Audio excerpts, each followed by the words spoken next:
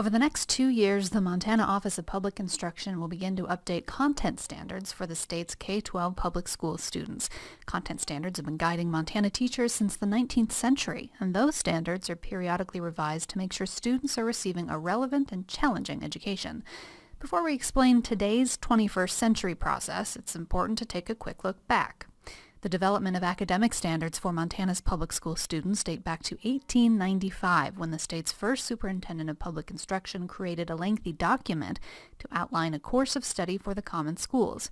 From the 1960s to the 1990s, content area study guides and curriculum guides were developed by the Office of Public Instruction to meet the statutory responsibility of the superintendent.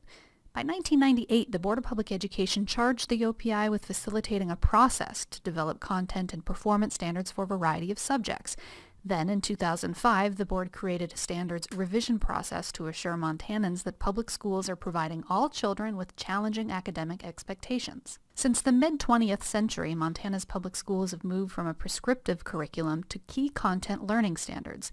This shift in education gives Montana teachers the ability to create classroom tools and instruction that meet the needs of all students. Federal education laws do make general statements about what's expected of all students across the country, but states are still able to develop content and performance standards.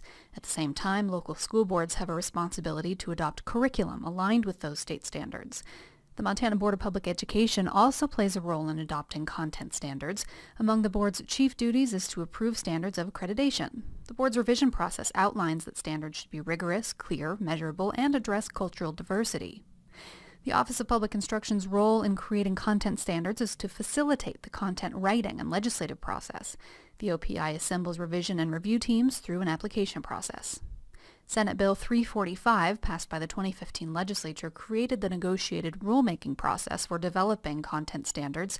As with revision and review teams, the negotiated rulemaking process aims to bring educators, content experts, and members of the public together. The Superintendent of Public Instruction selects members based on the bill's requirements, and members are chosen based on geographic representation, content expertise, school size, and must include participants from higher education. Senate Bill 345 also requires an economic impact statement to measure the potential cost to schools of implementing the new standards. After the revision and negotiated rulemaking committees have completed their work and progress has been reported to the Board of Public Education and the Interim Education and Local Government Committee, the superintendent will make a recommendation to the Board of Public Ed for adoption of the proposed standards. Next steps include scheduling public hearings and the opportunity for the public to submit written comments to the Board of Public Education.